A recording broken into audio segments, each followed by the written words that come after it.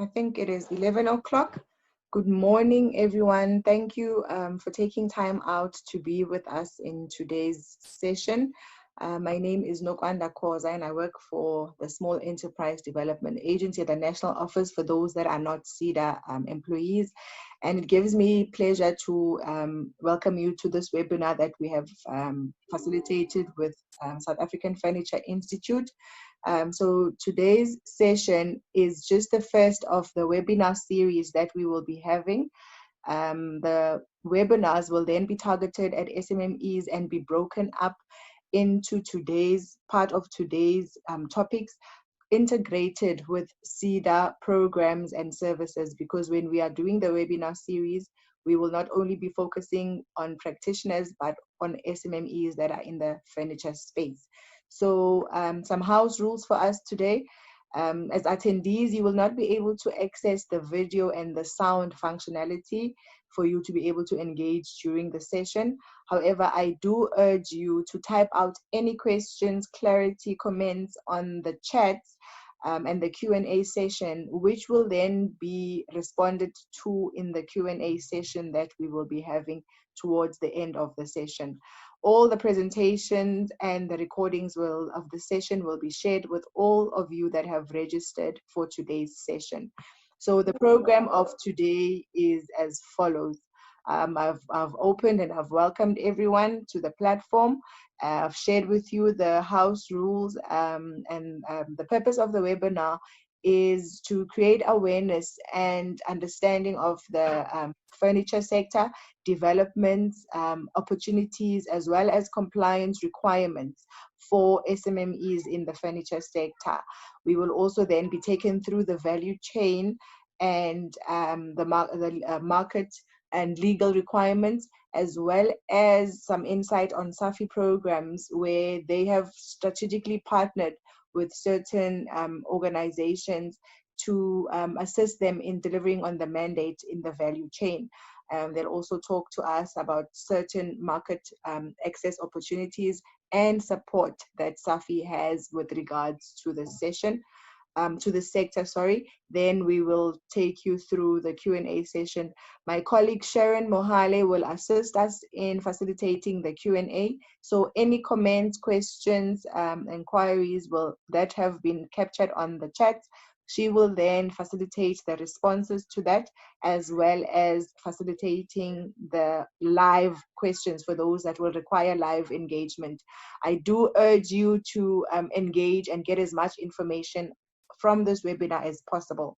So with all of that said, ladies and gentlemen, our speaker for the day, following research commissioned by the provincial government into the sector's economic potential, Ms. Bernadette Isaacs accepted the position of a program manager and established the Western Cape Furniture Initiative way back in 2009. She has played a major key role in the transition of a regional furniture institute from the Western Cape and transforming it to a national industry body which regulates the South African Furniture Initiatives. It is abbreviated as SAFI. She is now a managing director and has driven the vision, the strategy, and the implementation of programs that develop the furniture sector and the organization. So ladies and gentlemen, I present to you Ms. Bernadette Isaacs. Bernadette, over to you, ma. Thank you, Nokwanda. My presentation today is going to be threefold. We'll be looking at the industry overview, compliance, and our SAFI programs. With regards to the industry overview, I've just made some points with regards to it being labor intensive, at providing work at all skills levels, ranging from semi-skilled to highly skilled to unskilled workers in the industry. We can turn things around very quickly in the furniture industry. The furniture industry is also SMME friendly. We are a major contributor to value-added sectors like the forestry sector, and we contribute plus minus 1% of South Africa's manufacturing GDP. The furniture industry is also gender equitable, meaning that there's a high percentage of women in the certain subsectors of the furniture industry, and that we could look at things also in the furniture industry in terms of extensively leveraging procurement by the state and also facilitating transformation and localization in the furniture industry. In terms of the industry value chain, over the couple of, say, 10 years, our furniture value chain has changed dramatically.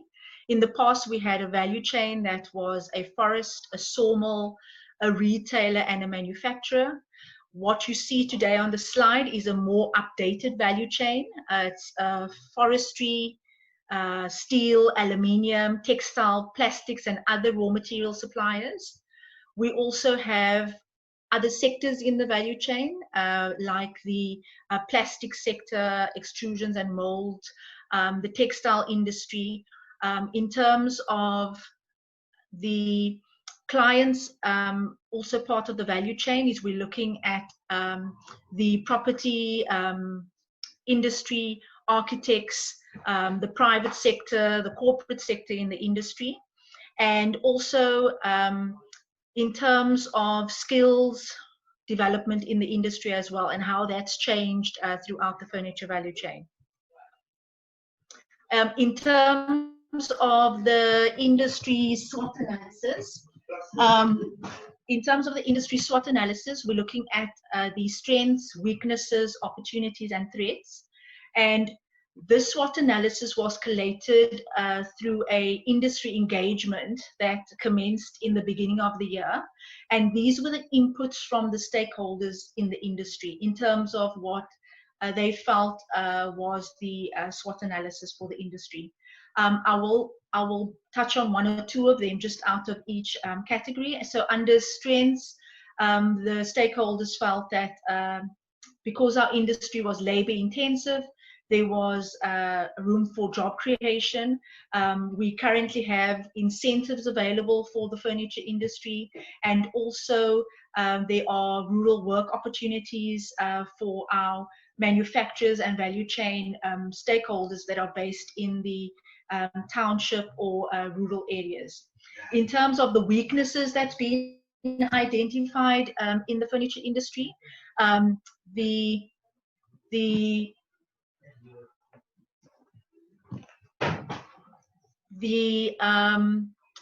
one of the weaknesses that were identified were the capital constraints for small, medium to micro enterprises.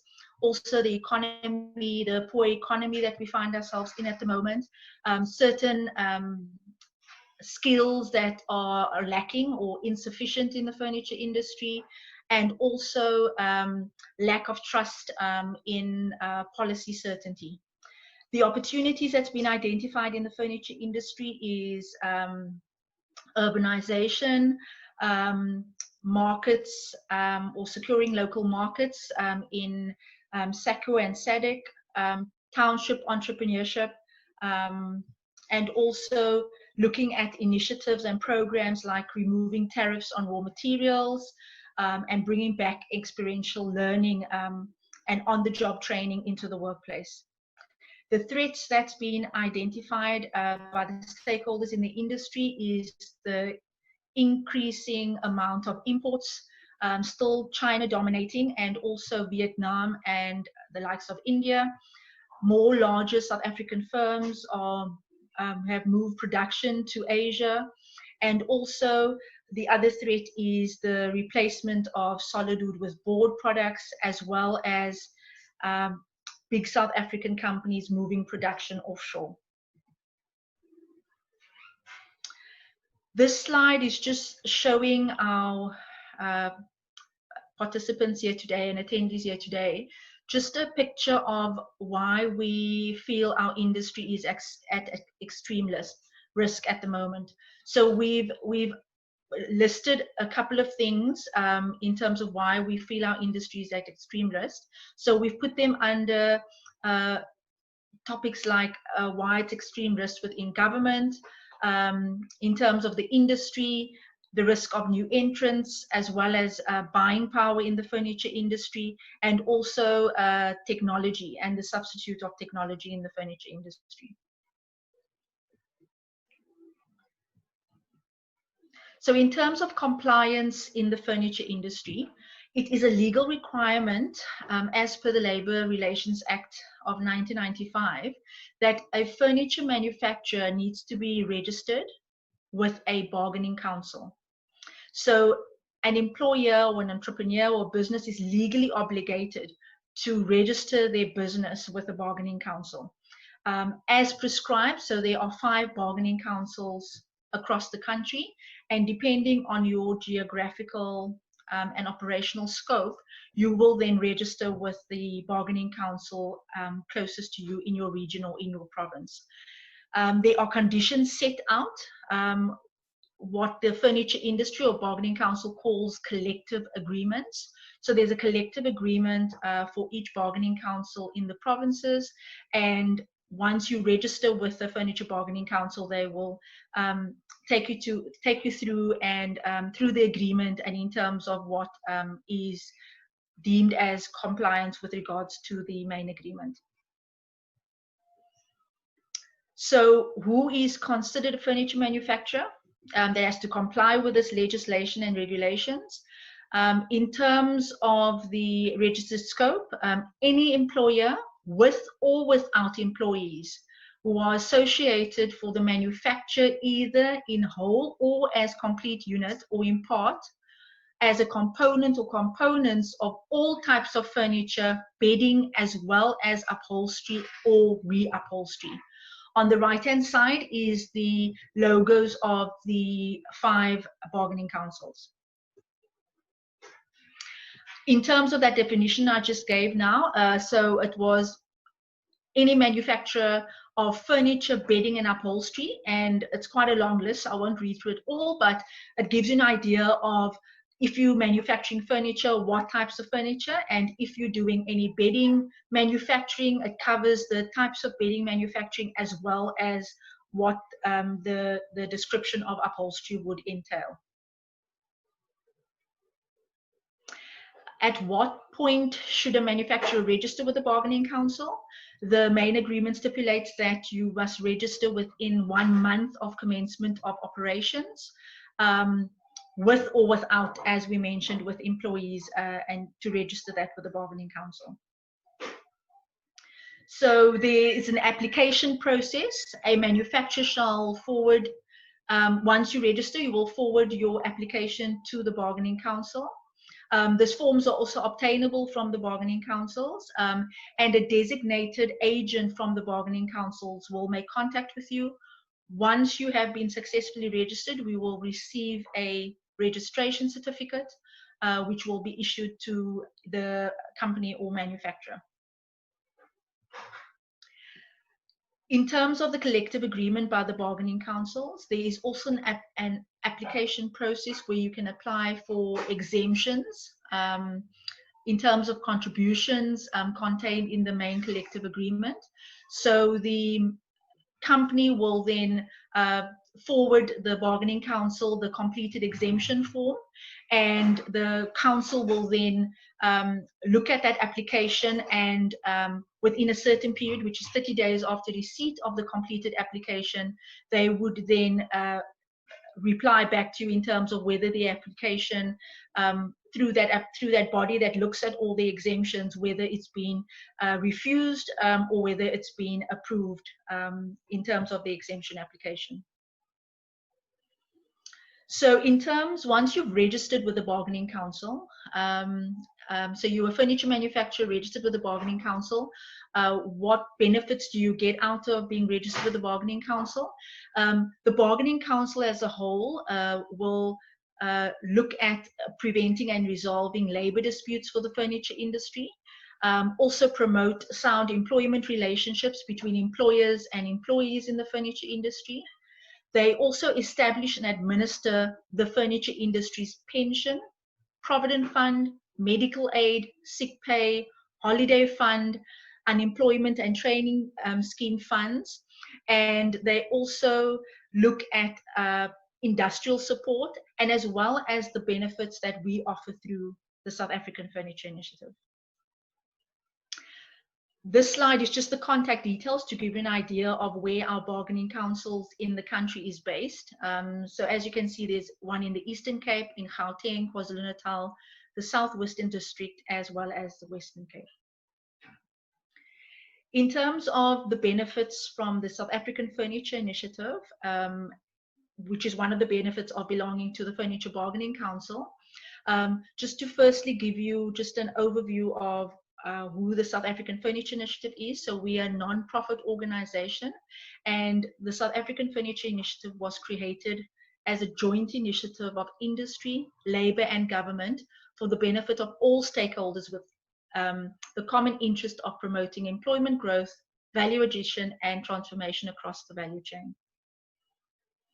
Our mandate as the South African furniture industry is to provide market intelligent information, facilitate training, promote South African manufacturing and design, facilitate access to domestic and international markets, determine and facilitate the implementation of initiatives to enhance the performance of the furniture industry, to sustain existing employment and create new employment opportunities, and to facilitate development and strategic relationship throughout the furniture value chain.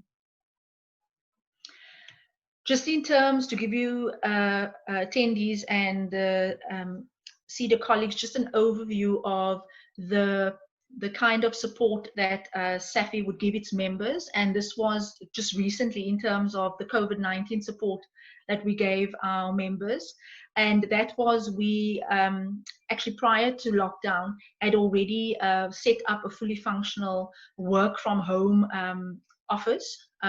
So we were able to still continue running our business from home.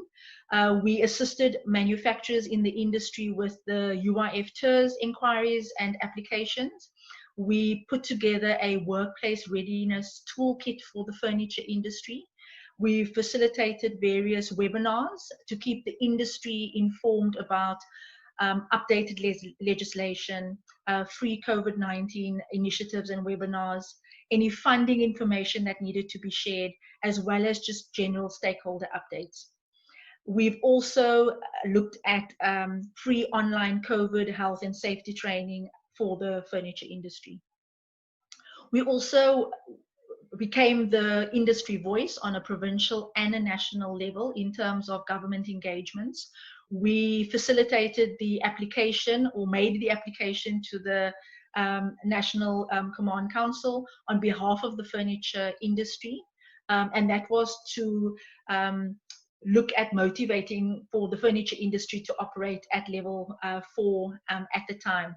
We've also conducted and facilitated surveys in partnership with the DTIC, Manufacturing Circle, and also engagements with the Gauteng Premier Office and various other provincial and national organizations with regards to putting together a COVID-19 PPE database. We also work closely with the Western Cape Department of Economic Development and Tourism in terms of providing provincial support to the furniture manufacturers. Our other public-private engagements was with the Private-Public Growth Initiative, the PPGI, as well as looking at, on behalf of the industry, lobbying through press releases and looking at applications and proposals in terms of a focus on the furniture industry in terms of medical furniture and furniture as an essential sector. There were, during COVID-19, we profiled two companies that literally turned their businesses around, and that was Amet Furniture, and it was an upholstery company who then turned its business around into a face mask production company, as well as City Group, who's an office furniture manufacturing company that actually turned its company around in terms of supplying hospital beds to both the public and the private sector.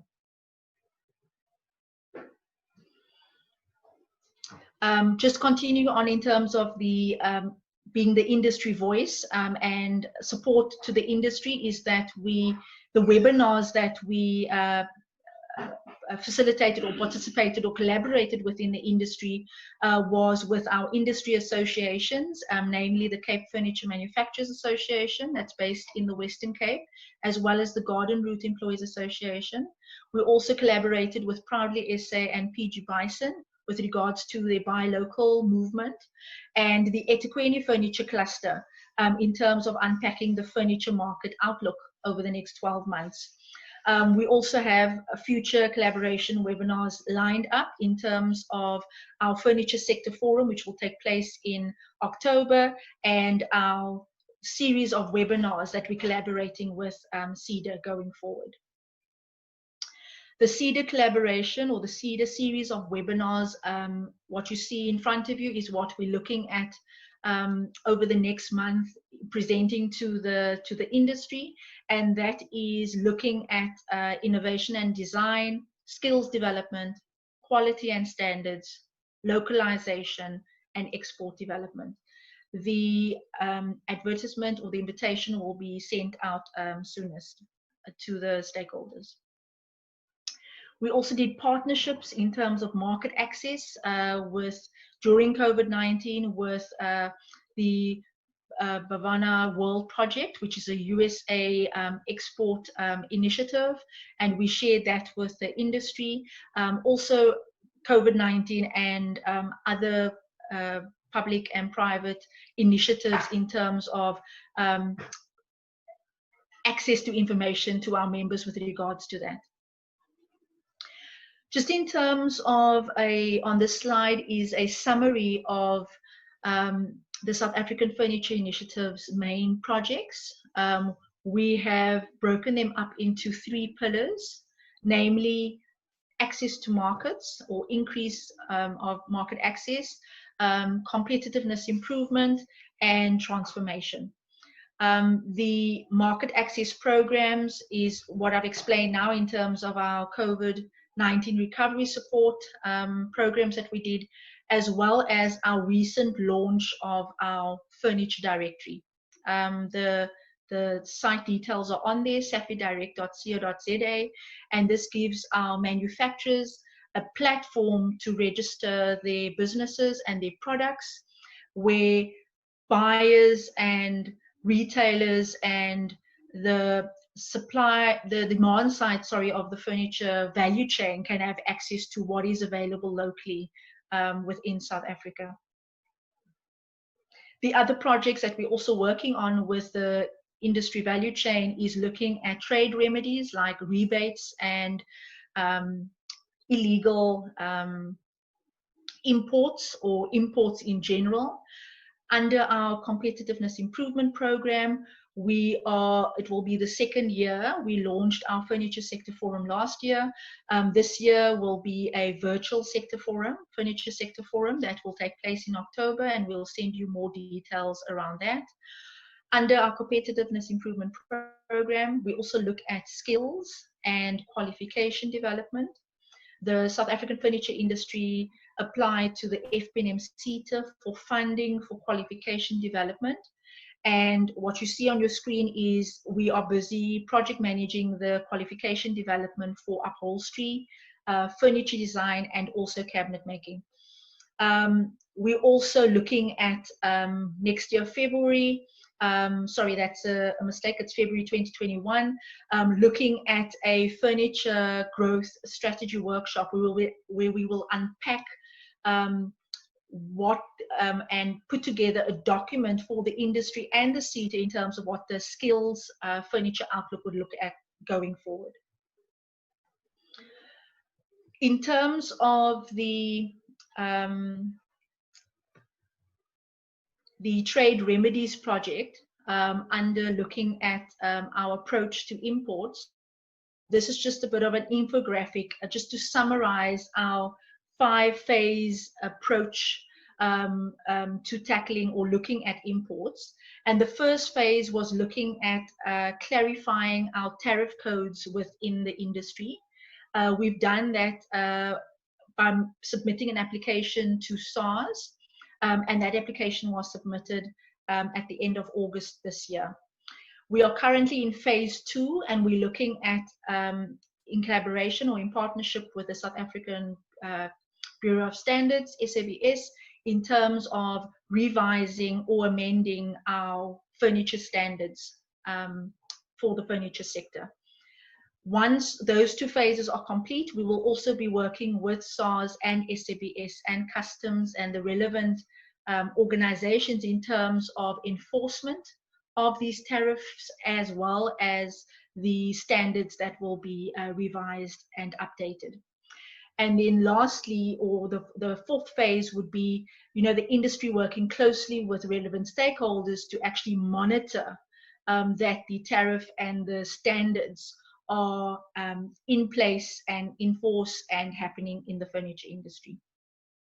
The final phase, which then gives the customer the choice in terms of where to purchase their items, and we would be focusing on working with stakeholders in terms of initiatives like labeling and identifying on the furniture products exactly the origins of manufacturing, as well as where the products were made, and from which countries the raw materials might have been imported, or where the manufacturer was actually based that made the furniture. In terms of our skills development pillar, the engagement that we had with the stakeholders earlier this year, stakeholders had identified certain gaps in our skills development pillar, and they identified these 5 crucial occupations for the furniture industry, namely furniture design, furniture upholstery, hand skills, furniture seamstress, and a furniture maker. The gaps that were identified in terms of skills, technical skills in the furniture industry, is what you see on your screen. So the stakeholders felt that there needed to be more of a focus on computer-aided design, CAD, fitting and installing, technical drawings, machine repairing, furniture maker practical skills, as well as computer-aided manufacturing. And the core of all this is that there should be a focus on artisan mentoring and coaching. In terms of the business skills gaps identified in the furniture industry, the stakeholders felt that we needed to put a focus on business management, production costing, marketing, artisan mentoring and training, negotiation skills like sales and tenders, and business mentoring and coaching. Also, as part of our programs is our collaboration with the Department of Trade and Industry and Competition in terms of the furniture design competition that they run on an annual basis. The competition is still open at the moment. The CES competition is still open. It closes on the 30th of September this year. And we encourage manufacturers, designers, and stakeholders in the value chain to apply. The theme for this year is "This is mine and these are ours." More details are on the DTIC website. One of the other bigger programs that we're working on at the moment is the Furniture Industry Master Plan.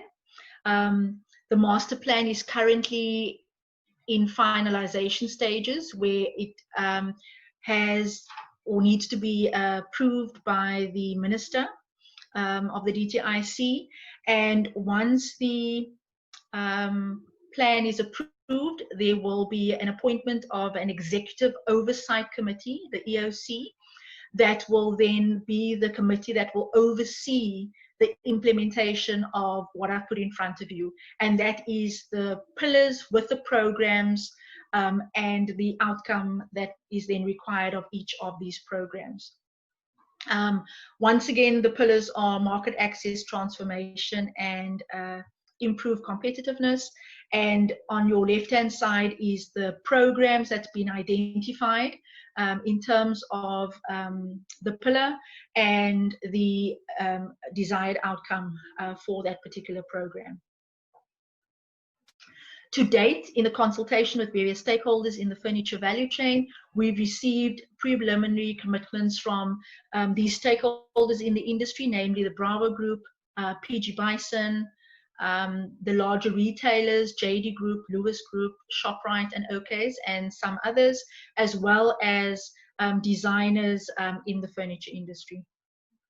Just a bit of a infographic on the timeline of the Furniture Industry Master Plan. August last year, we started the process, consultation with the various stakeholders. We had a situational analysis that was finalized, as well as engagements via workshops across the country in the 5 provinces. And then also the implementation, monitoring and evaluation plan that has been now submitted to the Minister for sign-off. And we are hoping that by October, we get finalized commitments. We saw preliminary commitments on the previous slide. We are hoping to finalize further commitments with the industry, and that by November, we can have sign-off and implementation of these programs. Just to give you a little picture of our members, associated organizations, and memberships. Currently, these are the member associations. So the employers associations would have manufacturers that are registered with them as members, as well as the bargaining council, and then also our collaborations with various stakeholders, as you can see on the screen. And that's a thank you. Those are our contact details for our Western Cape and our Gauteng office. And I thank you very much for having me today.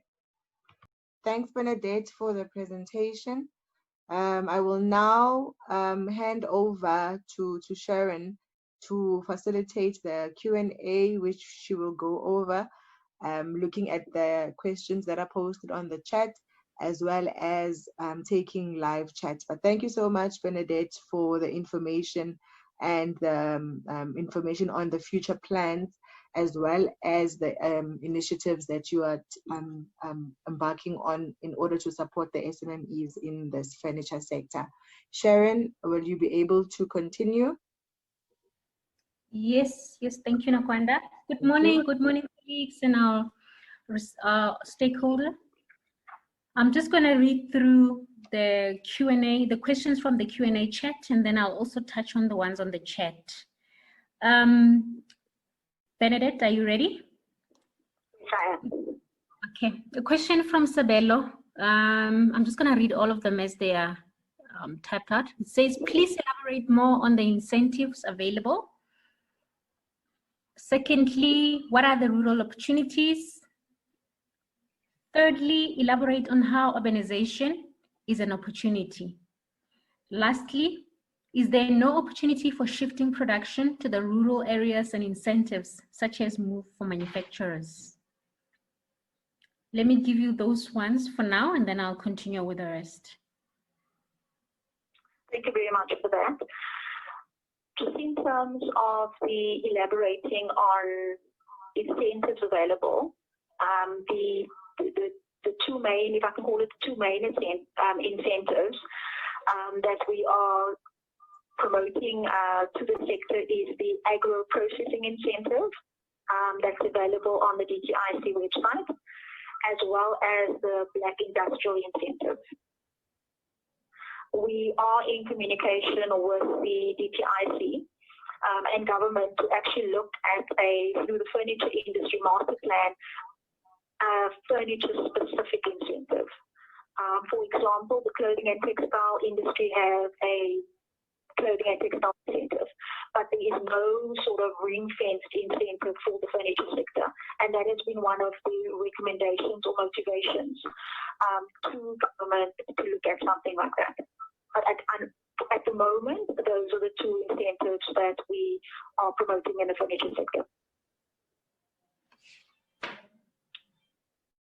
In terms of the next question, in terms of what are the rural opportunities, those opportunities exist with our broader stakeholders in the value chain.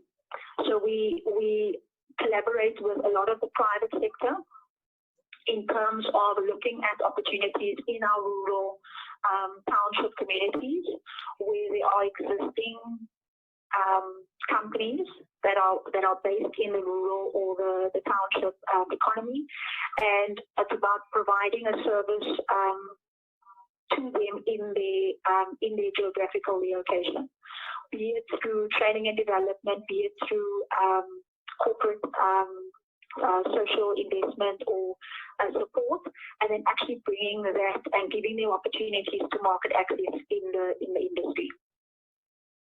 So it's a collaboration between SAFI and various stakeholders in terms of how the rural opportunities would transpire or happen. Like I was saying, these were inputs from various stakeholders that we had to collate in our research findings for the furniture industry master plan. So stakeholders had collated in terms of the input with regards to that.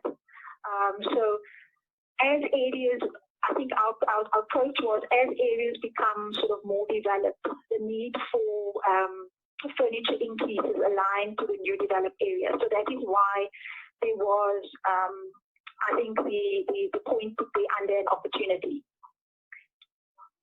Is there no opportunity for shifting production to the rural areas and incentivize such a move for manufacturers? I think, as mentioned in question 2, that can definitely happen, but only through collaboration of stakeholders in the value chain. And it would depend largely, majority of our members that are based in the rural or township economies don't have the facilities in terms of production capacity or access to raw materials or machinery or even markets.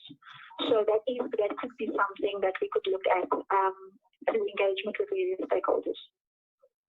The facilitation of training, mentorship, mentoring, and other support services with particular emphasis on the following: number 1, soft skill; number 2, SMMEs; number 3, legal aspects of the business, especially for new entrants into the industry; number 4, what role do you see for coaching in the industry; number 5, is there an incubator set up for new entrants? So in terms of SAFI collaborate, so like the qualification project, SAFI would apply on behalf of the sector for funding to, and we fall under the SMME sector. So in terms of mentoring and coaching and soft skills and training, we would put a call out to the furniture sector in terms of which companies express interest in this training.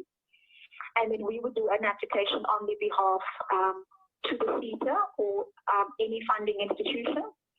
And then if the application is approved, we would project manage or facilitate that training in the industry.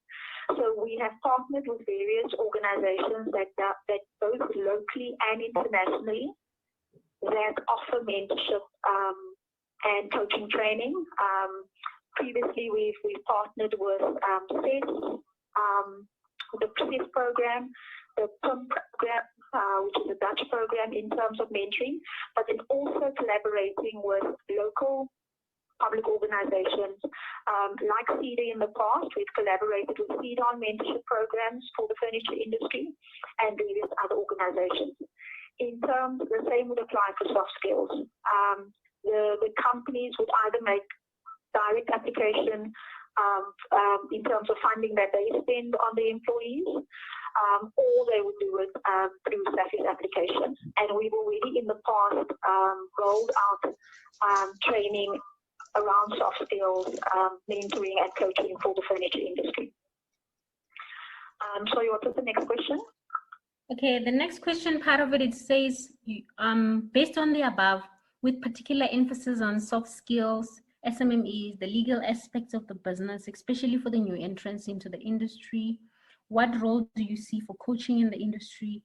And the 5th one, is there an incubation set up for the interest? So it's 5 in 1. Soft skills, number 2, SMMEs, number 3, the legal aspects of the business, especially for new entrants into the industry, Number 4, what role do you see for coaching in the industry? And lastly, is there an incubator set up for the new entrants?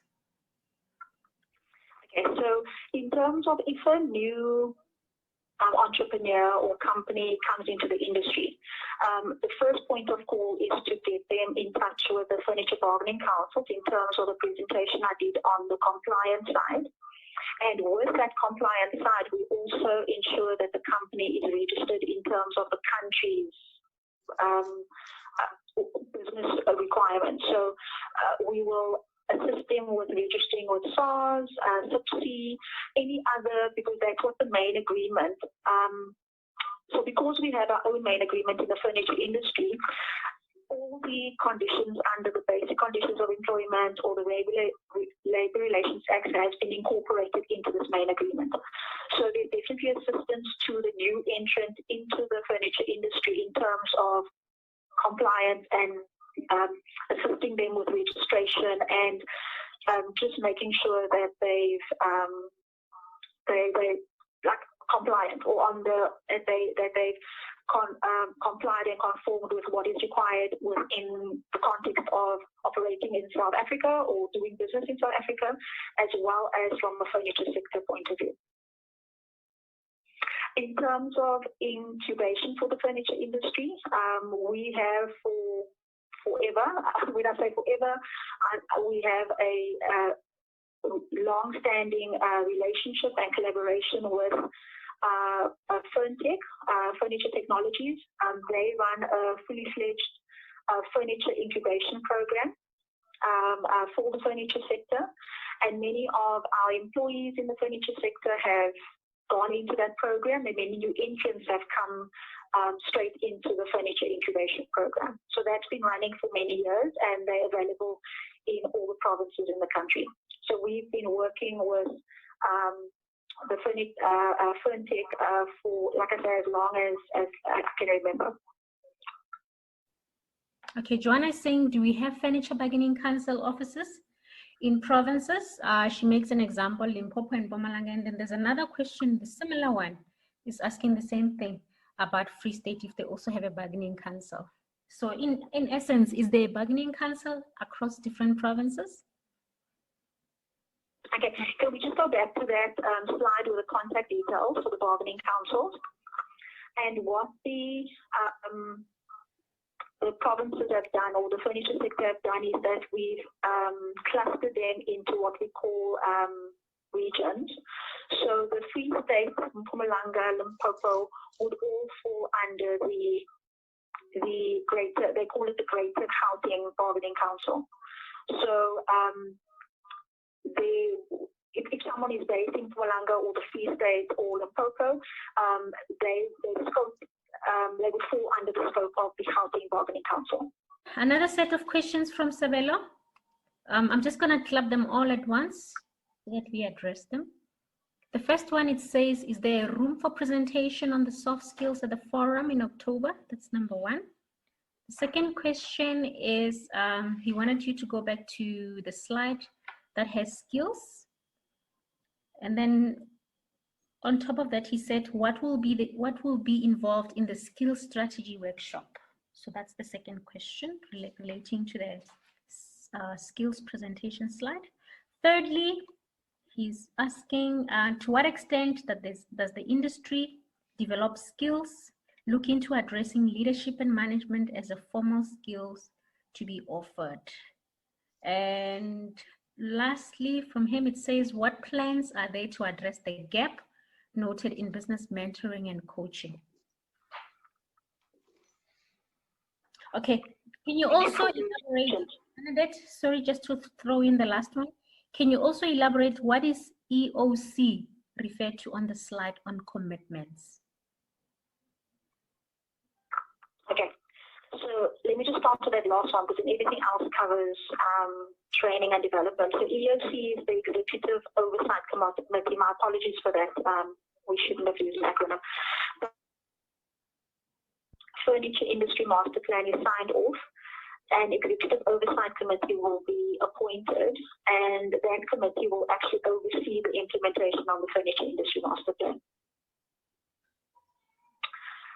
Just in terms of Sabella's questions, I'm just trying to go up. The question around what is involved in the skills strategy workshop is actually to address the rest of Sabella's questions. So what happened was that the slides that I put up or that you see on the screen around the gaps in technical skills, business skills, is that we actually want to now have a workshop to actually unpack that. And I think answer most of the questions that Sabella has actually put in this webinar. So we want to look at, we want to come up with a strategy and a plan in terms of how we roll out these identified areas that have been brought to our attention by the stakeholders. So the furniture industry master plan was quite broad, like I say, looking at various stuff, and we just felt that for the skill development portion of it, because so many things had been highlighted, that we needed to have a standalone workshop to actually unpack and that's why we're calling it a strategy workshop. So we can actually come up with a 5 or 10 year skill strategy for the furniture industry. Okay, thank you, Benedette. I want to ask answer. Okay. Sorry, there was also a question from Sabella in terms of is there room for a presentation of soft skills at the forum? Yes. So what are the rest of the participants? So the program has already been set for this coming forum in October. And we would like to, and we in the future, yes, would like to, after we've had the strategy workshop next year, that we actually then incorporate that into our forum for 2021.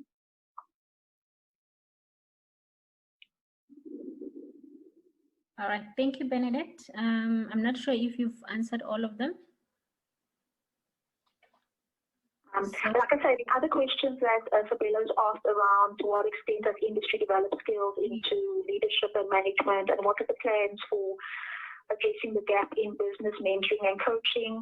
Like I say, all of those we're wanting to unpack in this workshop. The slide that I put up is just to give an overview and indication to the participants that we've now been given through the value chain an indication of the skill development gaps in the furniture value chain.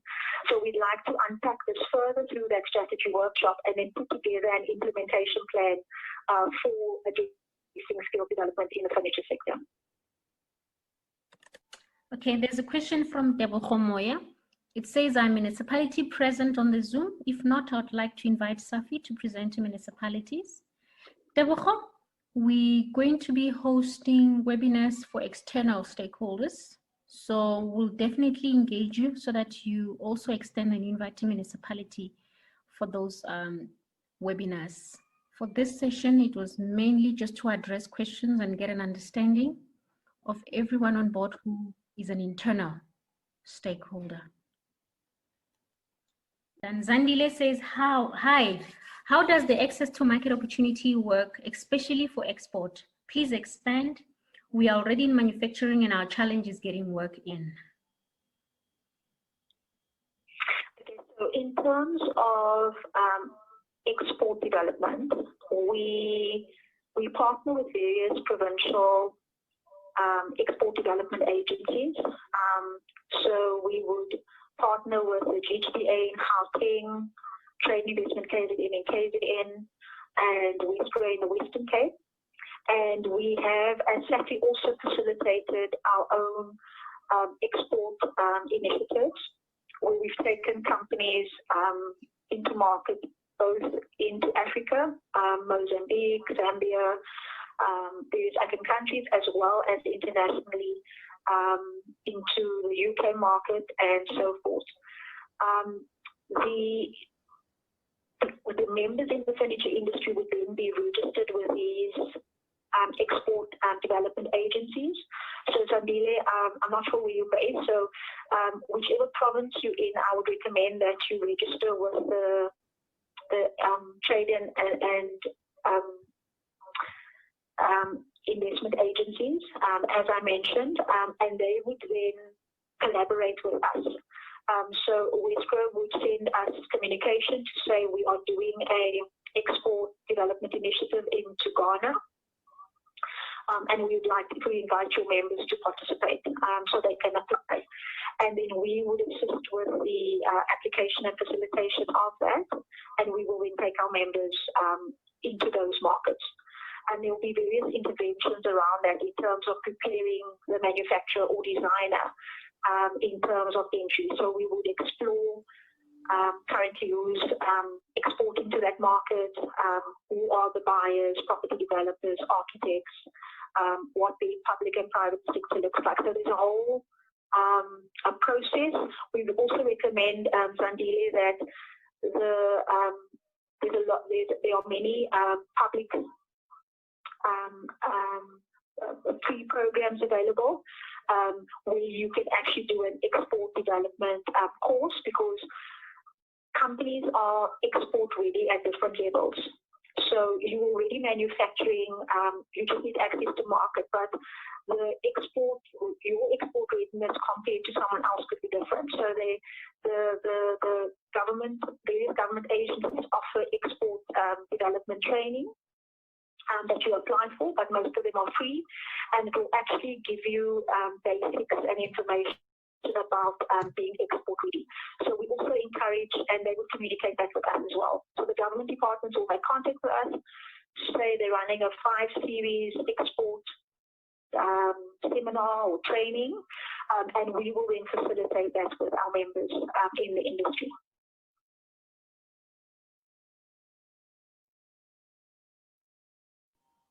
Thank you, Bernadette. Thank you, Zandile, for your questions. I'm going to club in the remaining question on the chat from Letlokhonolo. The question is, how can you assist us in getting our products or furniture in retail stores as manufacturers? That's number one. Secondly, it's from another attendee. They're not identifying themselves. It says, which institutions are offering furniture design qualifications so that we can enroll? The third question is from Zandile. How do you link manufacturer to property developers? And fourthly, from Tulagele, what is the amount for bargaining council? Is it fixed? Is it annual? There are 5 different bargaining councils, so there are different fees for the various bargaining councils depending on where you located, and it's a monthly contribution that you make, and those contributions would change depending on the bargaining council and the main agreement. In terms of Zandile, how do we link manufacturers to property developers, as well as your question of how do we assist in getting your product to retailers? So I mentioned in my presentation that we've launched a furniture directory. You can log on to the furniture directory. The website is www.safidirect.co.za. We'll put it on the chat, and you would then actually, so we would approach the retailers and we direct them to that site, because all the manufacturers on that site are registered bargaining council compliant manufacturers. So when a retailer is looking to source furniture, they go to our SAFI Direct website. And the same with property developers. When we engage with property developers, or when they make contact with us, looking for members or looking for products, we will direct them to the site. Which institute offers furniture design qualifications? At the moment, there are no institutions offering furniture design as a full qualification. Hence, us working closely with the CETA and SAQA and the QCTO in terms of developing a furniture design qualification. We have, though, had interest from universities that have expressed that once the qualification is fully developed and registered, they would want to start rolling out the qualification. And that was both in the Gauteng, KZN, and Western Cape regions.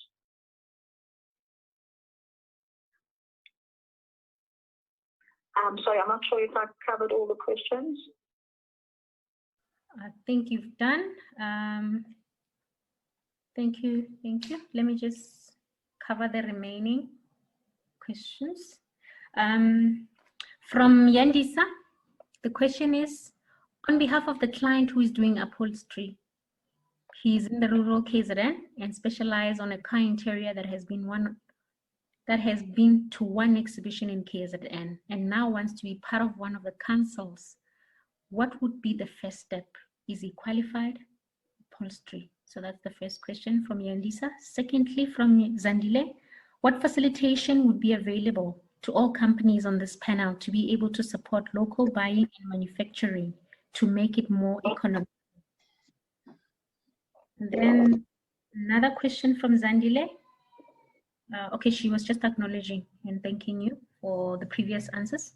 Nelson says, hi, which institution do you have around Gauteng for newcomers in the industry? Jewel says, a few dominant suppliers have monopoly on supply of hardwood and are charging high prices. Any effort by SAFI to managing this barrier? And yeah, let me leave it there. Okay, so let's just go to Yandisa's question.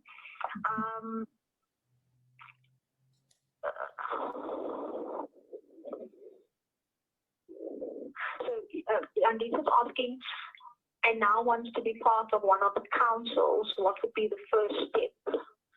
So if he's based in KZN, the first step would be actually to make contact with the KZN Furniture Bargaining Council, and they will then get the company to fill out the application process. So you would fill out the forms, they will tell you exactly what is required, and then, as we said in the presentation, they will then give you a registration certificate. Sandile, in terms of what facilitation would be available to all companies to be able to support buy local and manufacturing, to make it more economical. So in terms of, we collaborate with Proudly South African, and various other organizations. So in terms of supporting buy local and manufacturing, I'm not sure, Zandile, if I'm answering your question correctly, but I'll try, and then you can just let me know. Like I say, through the directory and getting the architects and property developers and retailers to actually go to the directory to source companies or products so they can support local, because majority of our companies on there are local manufacturers that produce locally.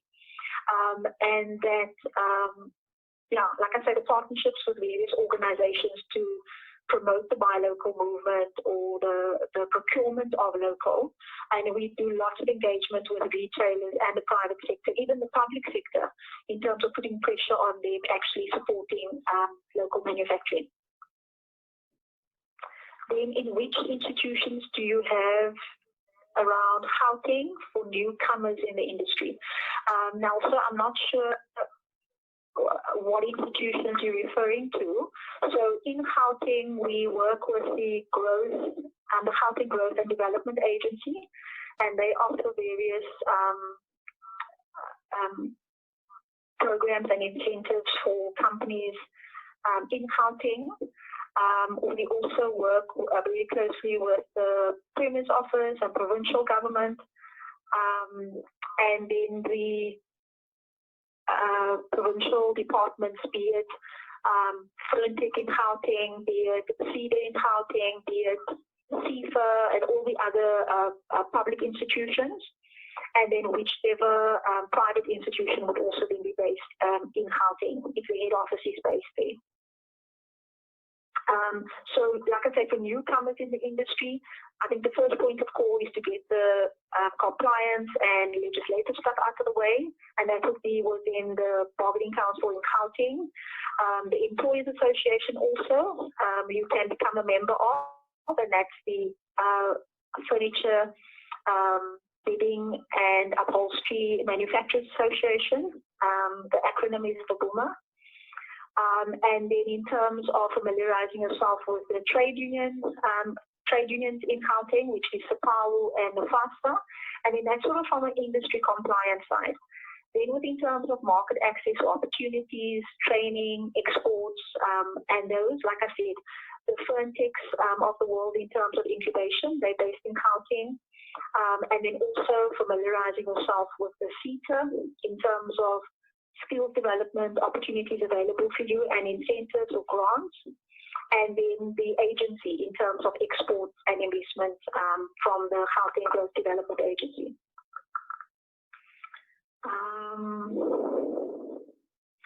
A few dominant suppliers have monopoly on supply of hardwoods and are charging high prices. In the effort by SAFI to manage this barrier, yes, we realize there are monopolies on both the retail and the raw material and various other parts of the value chain. We are in discussion and engagement with these the bigger organizations. Everyone's focus is on local, procurement of local. So we are currently in, and we've done that through you saw the commitments that I gave, and one of these two big board suppliers in the industry, and that's Sonai and PG. Those are the two big board suppliers. In terms of other suppliers, whether it be fabric or textiles or foam, or we are in constant negotiation with them because we represent 80% of an SMME industry.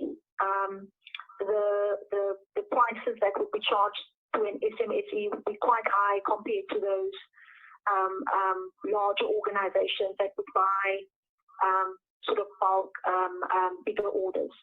So there is effort from SAFI to try and negotiate with them, but we don't really get involved in sort of pricing or price points when it comes to that. We just engage with them in terms of saying this is the feedback we're getting from our members, and can we see how we can make it work for both the member and the raw material supplier.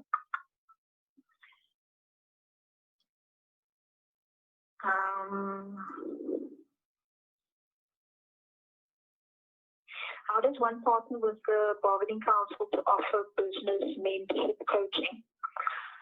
So as far as I know, the Bargaining Council don't, they would do more training on legislative stuff, so more around legal, labor relations, industrial relations stuff. That point we will probably take under SAFI in terms of our skills, plans and strategies going forward in terms of doing business mentorship and coaching.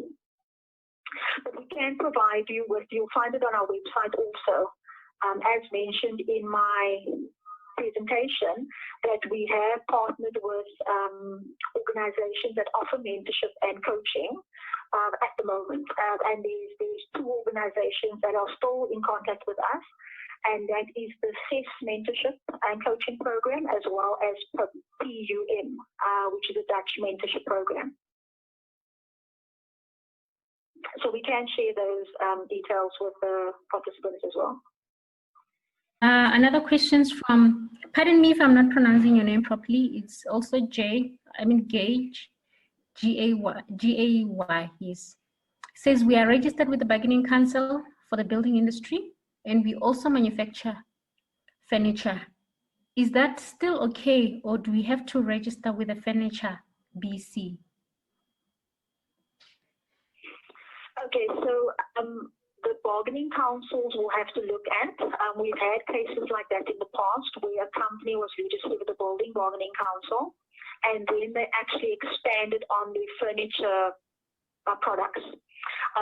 The bargaining council will then decide in terms of who has jurisdiction over that, or whether you fall into the building sector or the furniture sector. So I'm not sure if that particular, I'm not sure in terms of manufacturing product, what, where's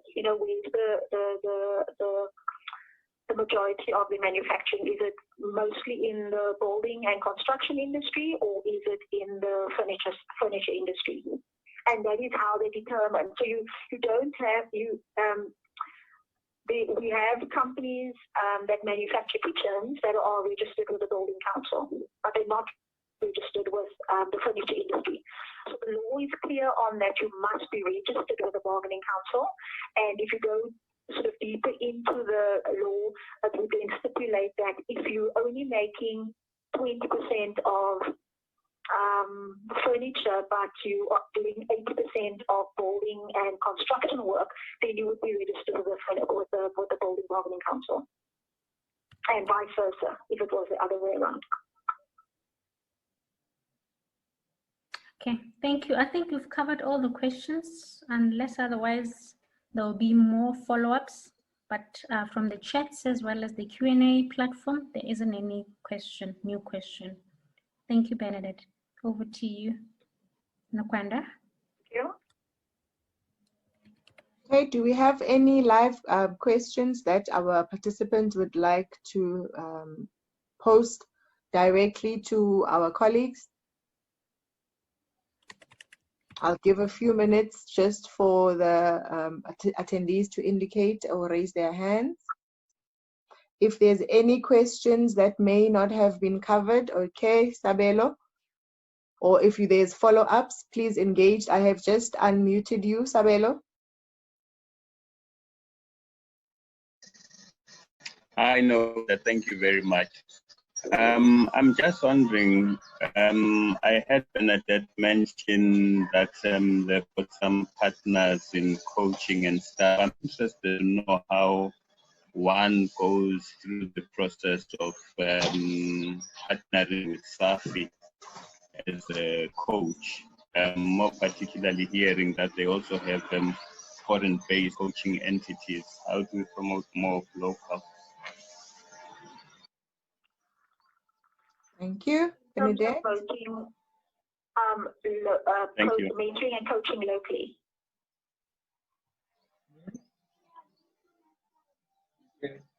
So we would, like I say, it's a collaboration between. So we have in the past when Seda approached us and said they're running a mentoring program, we would then promote, because then we'd work with local mentors or local coaches, and we would place them with furniture manufacturers in the industry. So at the moment, we only have that expressed interest. We just have those two international mentor and coaching programs at the moment. So we're not aware of current mentoring and coaching programs that's available locally.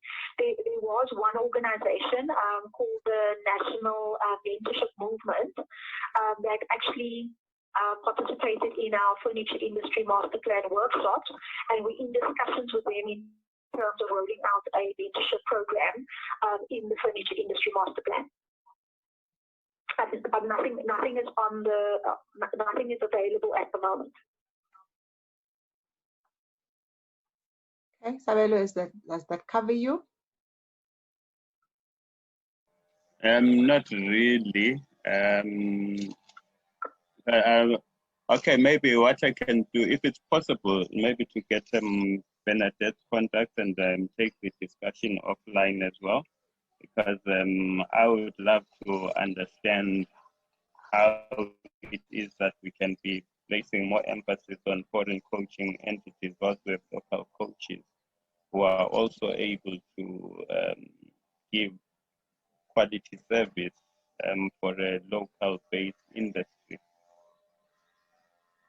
Because like I'm talking from a position of a coach, and definitely we do have the programs that are relevant and valuable for this industry as much as other industries as well.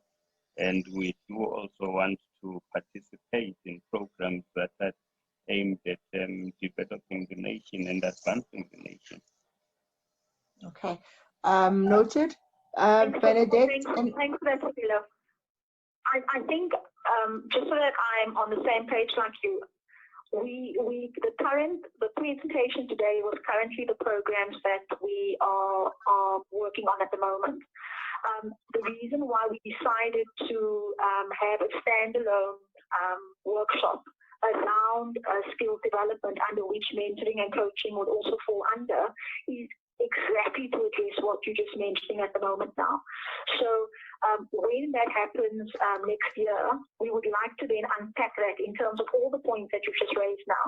So at the moment, when we put together the programs, it's a very broad process we go through in terms of the programs that I presented today would be a collaboration and a partnership and a funding application process. So because we are a non-profit organization, our operations are funded by the bargaining councils. So we don't get any public funding so we don't get funding from the DTIC or any government institution. The funding is from the sector, so it's from the bargaining councils.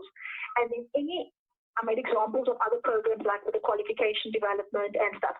So if out of the workshop, it is then identified that we need to run a full mentorship and coaching program, that will then go into the business plan and into our strategy, and then we'll go through that process of then putting out the terms of reference or putting out something to the broader thing to say, we are now going to run a mentoring and coaching program, or we're going to run these skills development programs. We will go then through the application process with the various stakeholders. Once the funding is approved, we will then roll out the program. So whether there are mentors or coaches or training providers or service providers on this call, they would then be invited to, once the program is approved and funding sourced, to then make application to that process. So that's usually how what you saw on the screen today in terms of what SAFI is offering, went through that process. So if we're doing the qualification development on furniture design, upholstery, and furniture making, we went through that exact process. Feedback from the industry, made an application to the CETA, they approved the application, and now we're project managing and implementing those programs.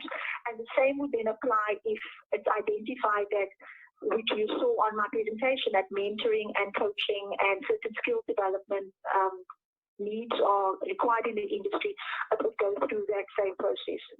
And that is why we're having this workshop next year. Okay, we colleagues have reached the end of the program in terms of the time, and I take it we have been able to cover most of the questions. If not, kindly indicate. Alternatively, I will then like to thank you, Bernadette, and colleagues from SAFI for doing this presentation to create awareness on the Furniture Institute, the sector, the compliance requirements, as well as the initiatives and the competition that is ending on the 30th of September. We will definitely be sharing the slide presentation as well as the recordings after the session with those colleagues that have registered. And then we'll also use the same database to share the invites for the webinars that we will be planning. Before we close, any comments or any closing remarks from you, Bernadette? And then we will end the session officially. I just want to say thank you to the Seda and Seda colleagues, as well as the participants for the engaging workshop. Thank you for having me. Okay, thank you. With that said, colleagues, I would like to declare the webinar closed. I hope you have learned valuable insight and been capacitated on information that you may not have been aware of. Thank you, and that brings us to the end of the session. To the panelists, can you please remain at the end of the session just so we can have a debriefing? But to the attendees, thank you very much for your participation and attention and taking time out to be part of this webinar.